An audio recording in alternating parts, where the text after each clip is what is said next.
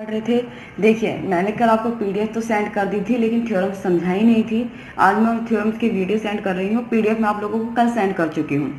देखिए क्या है थ्योरम, किसी वलय आर का प्रत्येक विभाग वलय आर की समाकारिक प्रतिबिंब होती है तथा आर की प्रत्येक गुणजावली एक वलय समाकारिता की हमें ये जो प्रूफ करना है वो ये है कि कोई भी वलय आर है उसका विभाग वलय आर अपॉन आई, जहाँ आई उसकी गुणजावली होती है, वो क्या होती है, एक तो समाकारिक प्रतिबिंब हो और दूसरा कि उसकी गुणजावली वलय समाकारिता की अष्टी हो। ये हमें प्रूफ करना है।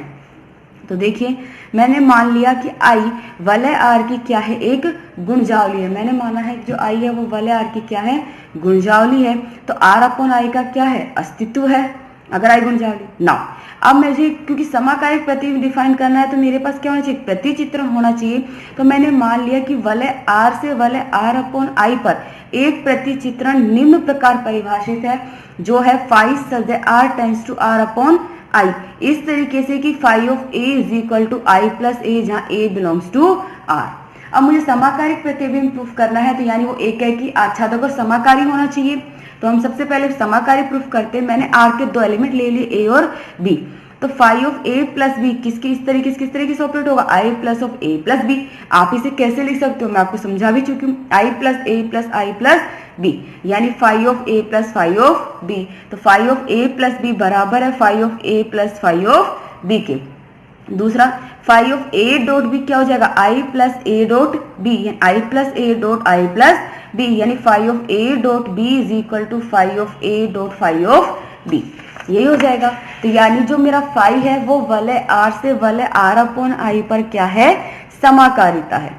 क्लियर है ना। अब प्रत्येक I belongs to A belongs to R upon, अब प्रत्येक I plus A belongs to R upon I के लिए ए इस प्रकार होगा कि phi of A is equal to I plus A, यानी आर के आप किसी भी एलिमेंट पर मैपिंग लगाइए फाई, आपको आर अपॉन आई का एलिमेंट मिलेगा जो इस फॉर्म का होगा।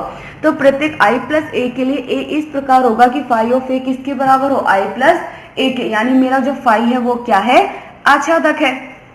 नाउ अब मुझे एक ही प्रूफ करना है। मान लिया कि ए और बी आर के दो एलिमेंट है, तब फाई ऑफ ए इक्वल है फाई ऑफ बी के, यानी I plus A is equal to I plus B.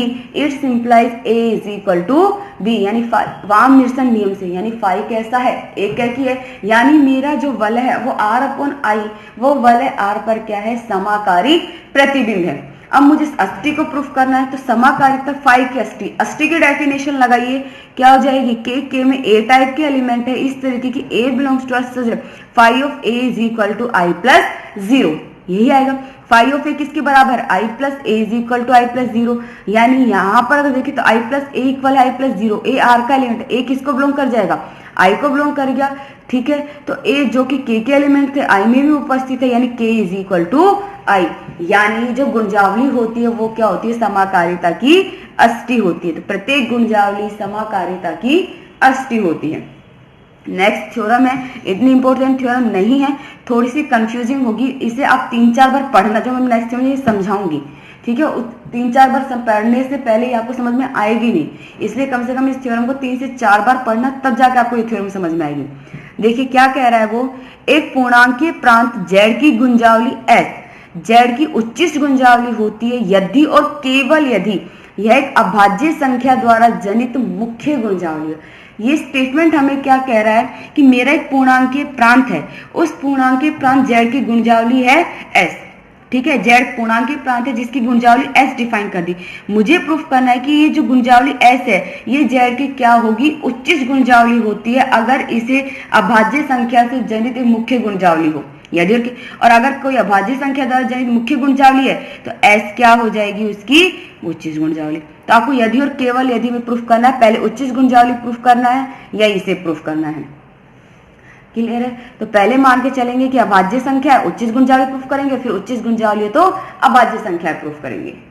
तो मैंने मान लिया कि पूर्णांकीय प्रांत z की गुणजावली s एक धनात्मक पूर्णांक p से जनित है, क्योंकि मुझे उच्चिष्ट करनी है और हम ये मानकर चलेंगे। तो मैंने मान लिया कि जो मेरा z पूर्णांकीय प्रांत है उसकी गुणजावली s किससे जनित है, धनात्मक पूर्णांक p से।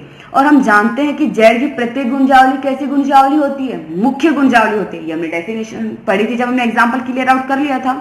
इसलिए एस भी क्या है, पी से जनित मुख्य गुणजावली, क्योंकि ऐसे अगर इसकी गुणजावली है जो कि पी और जेड की प्रत्येक गुणजावली मुख्य गुणजावली होती है, इसलिए एस भी क्या है, मुख्य गुणजावली जो कि पी से जनित हो रही है, यानी S is equal to A P such that A belongs to Z. अब मैंने माना कि P अभाज्य पूर्णांक है, तो मुझे प्रूफ करना है कि S क्या है, एक उच्चिष्ट गुणजावली है। क्लियर है ना? देखिए अब यहाँ पे तो मैंने माना अब कि T Z की गुणजावली इस प्रकार है कि S क्या है, T का उपसमुच्चय है, तब T भी Z की मुख्य गुणजावली। मैंने Z की एक और मुख्य गुणजावली डिफाइन की है T, जो इस तरीके से है कि S T का सबसेट है। चूंकि Z की प्रत्येक गुणजावली मुख्य गुणजावली है और T, तो T भी क्या हो जाएगी, Z की मुख्य गुणजावली हो जाएगी। ये भी किसी न किसी से तो जनित होगी, तो मैंने मान लिया कि जो T है वो मेरा धनात्मक पूर्णांक Q से जनित है। क्लियर है? यानी T is equal to A Q such that A किसको बिलोंग करेगा, I को बिलोंग करेगा, इंटीजर को। क्लियर है ना? S T का सबसेट है और S है वो P से जनित हो रहा है, यानी P S में बिलोंग करता है और S T का उपसमुच्चय, तो P T को भी बिलोंग करेगा। अब किसी A बिलोंग्स टू I के लिए P किसके बराबर है, A Q के, क्योंकि P अभाज्य संख्या है इसलिए P बराबर है Q के, तो या तो Q बराबर 1 होगा या Q बराबर P, क्योंकि किसी भी अभाज्य संख्याओं को दो संख्याओं के गुणनफल के रूप में व्यक्त नहीं कर सकते, या तो मेरा Q 1 के बराबर होना चाहिए या फिर Q P के बराबर होना चाहिए। अब अगर Q बराबर 1 है, अगर मेरा Q बराबर 1 है और T Z की मुख्य गुणजावली, तो ये क्या हो जाएगी, Z के बराबर ही हो जाएगी। अगर Q बराबर 1 है तो Q से जनित जो भी गुणजावली है T, वो किसके बराबर हो जाएगी, Z के बराबर हो जाएगी।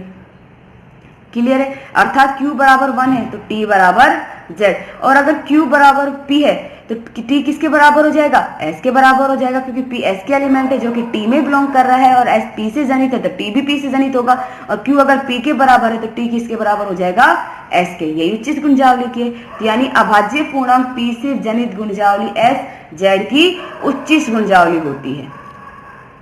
नाउ इसका कन्वर्स देखिए, अब मैंने मान लिया कि S है वो Z की क्या है, उच्चिष्ट गुणजावली है, जो कि धनात्मक पूर्णांक P से जनित है। मुझे प्रूफ करना है कि जो ये P है वो कैसी संख्या है, अभाज्य संख्या है। क्लियर है? नाउ यदि संभव हो तो मैंने इसका अपोजिट मान लिया कि P क्या है, भाज्य संख्या, और आपको पता है भाज्य संख्याओं को दो अभाज्य संख्याओं के गुणनफल के रूप में व्यक्त कर सकते हैं, यानी P is equal to MN, जहां M और N दोनों ही 1 के बराबर नहीं होंगे, ये तो आपको अच्छे से पता है। कोई भी भाज्य संख्या ले लीजिए, 6 ले लीजिए, 8 ले लीजिए, 2 इंटू 3, 4 इंटू 2, 10 ले लीजिए तो 5 इंटू 2, कोई भी 1 के बराबर नहीं होगा। तो भाज्य संख्याओं को दो अभाज्य संख्याओं के गुणनफल के रूप में लिख सकते हैं जहां वे दोनों ही 1 के बराबर नहीं होती, यानी P is equal to MN है, जहां M और N दोनों ही क्या इज नॉट इक्वल टू 1 ना। लेकिन S क्या Z की उच्चिष्ट गुणजावली है, तो इसलिए या तो T Z के बराबर होगा या T S के बराबर होगा। अब अगर T Z के बराबर है तो यानी ये 1 के द्वारा जनित गुणजावली T है, क्योंकि जब मेरा Q बराबर 1 था तभी तो Z ऊपर से गुणजावली क्या बन गया था, मुख्य गुणजावली Z के बराबर हो गई थी, यानी T बराबर Z। तो अगर T बराबर Z है यानी वो किससे जनित हो रही है, 1 के द्वारा जनित हो रही है, यानी M बराबर 1, जो कि गलत है क्योंकि M is not equal to 1। दोबारा देखिए, अब अगर T बराबर ऐसे मैं यहीं से इसका कन्वर्स लेके चल रही हूँ, तो या तो M या P द्वारा जनित गुणजावली क्या है, समान है, यानी M is equal to AP, A तो नॉट इक्वल टू 1 है, दोनों तरफ n से मल्टीप्लाई कीजिए तो mn is equal to APN, PN is equal to MN, MN किसके बराबर है, P के, PN is equal to AN is equal to 1। अब A तो नॉट इक्वल टू 1 है तो n इज इक्वल टू 1 हो जाएगा, जो कि पुनः विरोधाभास है क्योंकि n भी क्या है, नॉट इक्वल टू 1 है, जो कि गलत है। तो यानी हमारा मानना कि P भाज्य संख्या है वो गलत है, यानी P क्या है, एक अभाज्य संख्या है। क्लियर है? लास्ट थ्योरम देखिए, चैप्टर की यूनिट कंप्लीट नहीं हुई है, मैं आपको फिर से रिपीट करती हूँ। 10 चैप्टर में 4 और 5th यूनिट दोनों इंक्लूड होगी। अगर R upon I residue class R में एक वलय है तो सिद्ध कीजिए कि R अगर क्रम विनिमय है तो R अपॉन I भी क्रम विनिमय होगा। R अगर तत्समकी है तो R अपॉन I में भी तत्समकी, यानी इकाई वलय है। रेजिड्यू क्लास तो मैंने आपको स्टार्टिंग में समझाई दी थी, इतना इंपॉर्टेंट था नहीं, एक थ्योरम जब करवाई थी ग्रुप में वहां क्लियर मैंने आपको कर दिया था रेजिड्यू क्लास। तो फर्स्ट देखिए, R क्रम विनिमय है, ठीक है, विभाग वाले में, तो मैंने दो एलिमेंट ले लिए I प्लस ए और I प्लस बी, जहां R अपॉन I को बिलोंग करेंगे A और B R के एलिमेंट होंगे। Now I plus A into I plus B किसके बराबर लिख सकते हो, I plus A into B के। A और B R के एलिमेंट है और R क्या है, क्रम विनिमय, तो A इंटू बी किसके बराबर हो गया, B इंटू ए के। तो यानी I plus B into I plus ए, तो I plus A into I plus B बराबर हो गया आई plus B into I plus A के, यानी आर अपॉन आई भी कैसी है, क्रम विनिमय है। दूसरा, आर अगर तत्समकी है तो आर अपन, मैंने मान लिया कि आर तत्समकी और आर का तत्समक अवयव क्या है, ई है, तो आर अपॉन और माना साथ में कि आई प्लस ई क्या है, आर अपॉन आई में विद्यमान है, जो इस तरीके से है कि I plus E into I plus A is equal to I plus E into A. ये क्योंकि ई और ए आर के हैं तो ये किसके तत्समक अवयव के नाम से किसके बराबर हो जाएगा, आई प्लस ए के, तो I plus E into I plus A बराबर I plus A is equal to I plus A into I plus E, यानी आर अपॉन आई भी क्या है, तत्समकी है। 9 चैप्टर कंप्लीट हो गया। नेक्स्ट हम 10 चैप्टर पढ़ेंगे जिसमें 4 और 5th यूनिट दोनों इंक्लूड है। अगर इस चैप्टर में कोई भी डाउट है, कुछ भी है, तो आप मुझे बता देना, मैं आपको फिर से समझा दूंगी। लेकिन थ्योरम्स है, इसे अच्छे से पढ़कर सॉल्व आउट कर लेना। आपको हर एक डेफिनेशन याद होनी चाहिए, तभी थ्योरम्स कर पाओगे। ठीक है, अगर कोई भी डाउट हो तो मुझे बता देना, मैं फिर से रिपीट कर दूंगी।